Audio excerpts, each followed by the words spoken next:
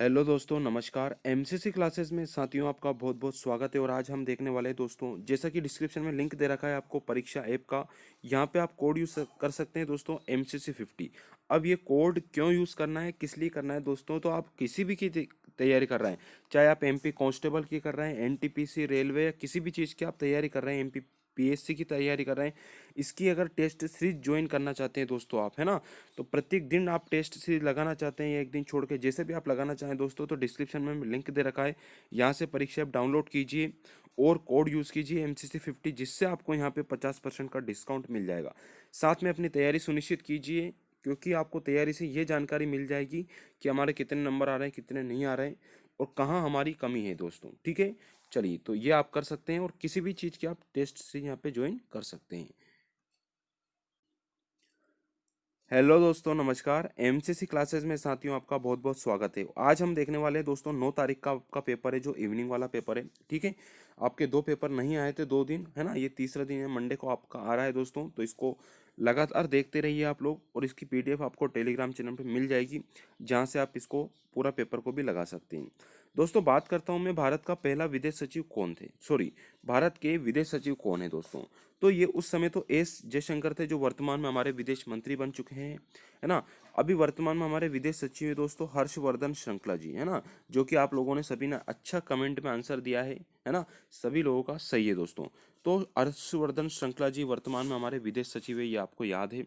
साथ में मैं बात करूंगा, ये हमारे 33वें नंबर के विदेश सचिव है, ये भी आपको याद रखना है। ठीक है, चलिए, अगला क्वेश्चन आता है दोस्तों हमारा, कि किसे शेर ए पंजाब के नाम से जाना जाता है। तो शेर ए पंजाब के नाम से दोस्तों लाला लाजपत राय जी को हम जानते हैं दोस्तों। ठीक है, अब बात करता हूँ जवाहरलाल नेहरू। तो जवाहरलाल नेहरू हमारे भारत के प्रथम प्रधानमंत्री रहे। साथ में इनके जो विधानसभा, जो लोकसभा क्षेत्र था, वो फुलपुर था दोस्तों। कौन सा था? फुलपुर, जो कि उत्तर प्रदेश में पड़ता है, इलाहाबाद में। ठीक है, तो ये आपको याद रखना है, फुलपुर से ये चुनाव लड़ते थे। फिर आता है महात्मा गांधी। तो ये हमारे राष्ट्रपिता हैं दोस्तों, आप जानते ही हैं इनको।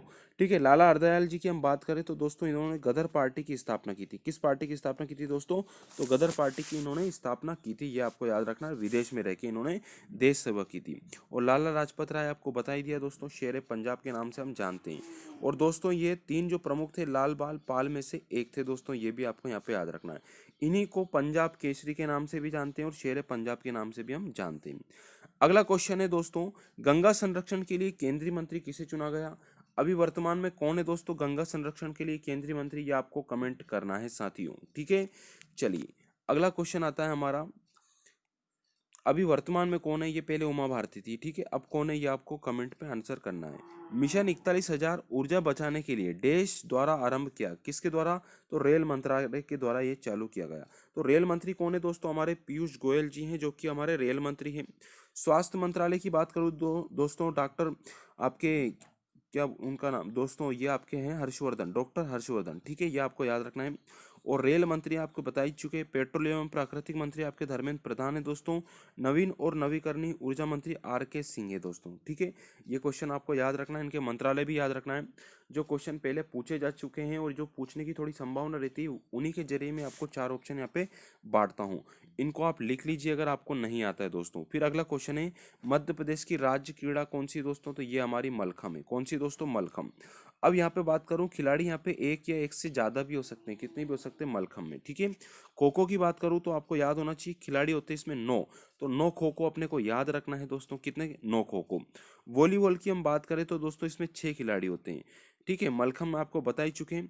और कबड्डी की बात करें दोस्तों, तो कबड्डी में कितने होते हैं? 7 खिलाड़ी होते हैं। ठीक है, तो खो खो में 9 होते हैं, वॉलीबॉल में 6 होते हैं, कबड्डी में आपके 7 होते हैं, और मलखम में आपके एक या एक से अधिक हो सकते हैं दोस्तों। ठीक है, अगला क्वेश्चन आता है हमारा, कि निम्न में से कौन भारत का पहला पोत है, प्रांगण है दोस्तों? तो ये हमारा विशाखापट्टनम है। ठीक है, अब विशाखापट्टनम जो है दोस्तों, कहाँ पड़ता है? ये हमारे आंध्र प्रदेश में पड़ता है। पारादीप बंदरगाह उड़ीसा राज्य में पड़ता है। मझगांव आपका महाराष्ट्र में पड़ता है। कोचीन आपका केरल में पड़ता है। और इसका आंसर आपका विशाखापट्टनम है। नेक्स्ट क्वेश्चन है दोस्तों, क्षेत्र के संदर्भ में भारत का सबसे बड़ा राज्य कौन सा है? तो क्षेत्रफल की दृष्टि से भारत का सबसे बड़ा राज्य हमारा दोस्तों राजस्थान है। ठीक है।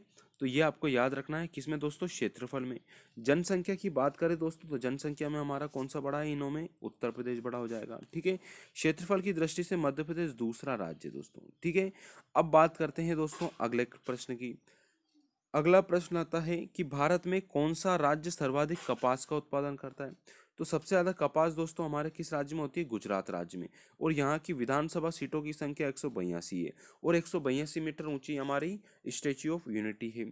आंध्र प्रदेश 175 है दोस्तों, आंध्र प्रदेश में। महाराष्ट्र की बात करें 288 है, और मध्य प्रदेश में आप जानते होंगे 230 है। तो ये यहाँ की विधानसभा सीटें हैं जो आपको याद रखना है, कई बार ये प्रश्न आता है कि कहाँ पे कितनी विधानसभा की सीटें स्थित है। फिर आता है कि निम्न में से किसे रचना ने वास्तुकला आर्किटेक्चर के लिए आगा खां पुरस्कार नहीं जीता है, ठीक है। तो आपको बता दें दोस्तों, अरण्य कम्युनिटी हाउसिंग ने जीता, ये पुराने वीडियो में भी आपको मैं बता चुका हूँ।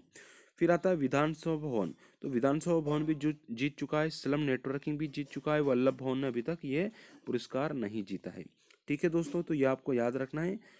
चलिए अगला क्वेश्चन आता है कि इनमें से कौन सा दुनिया का सबसे छोटा महासागर है।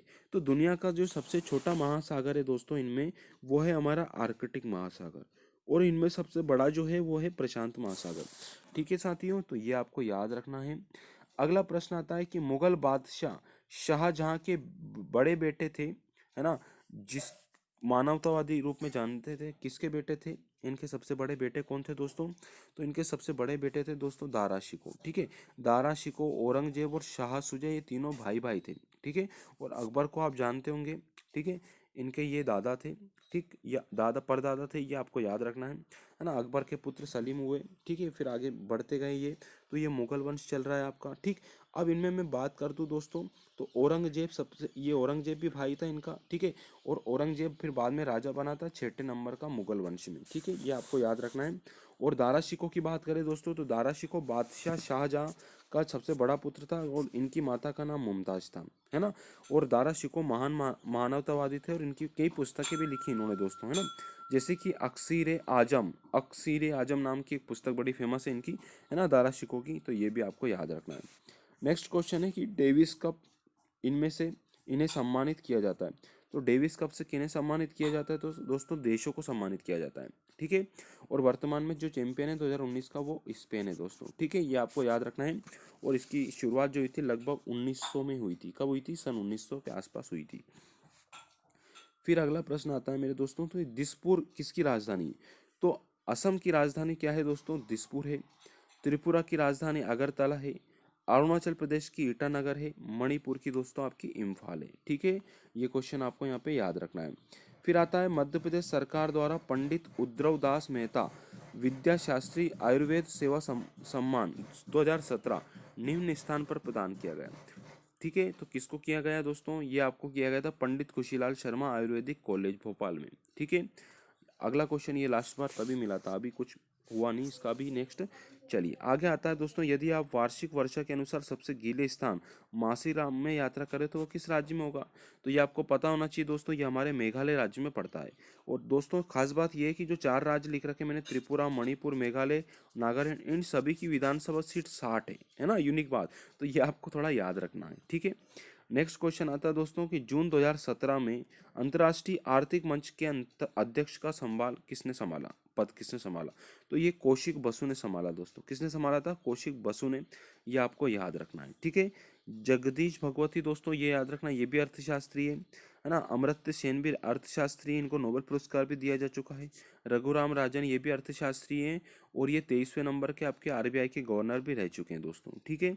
और अगला क्वेश्चन है आपका कि महाकालेश्वर मंदिर दोस्तों किस शहर में स्थित है। तो ये महाकालेश्वर मंदिर उज्जैन में स्थित है, और उज्जैन शहर के दक्षिण पश्चिम भाग में स्थित है ये, ठीक है। अब इंदौर की कुछ बातें करें दोस्तों, तो इंदौर की बात की जाए तो दोस्तों इंदौर में क्या है, यहाँ पे आईआईटी और आईआईएम दोनों स्थित है, आईआईटी और आईआईएम दोनों स्थित है दोस्तों, ठीक है।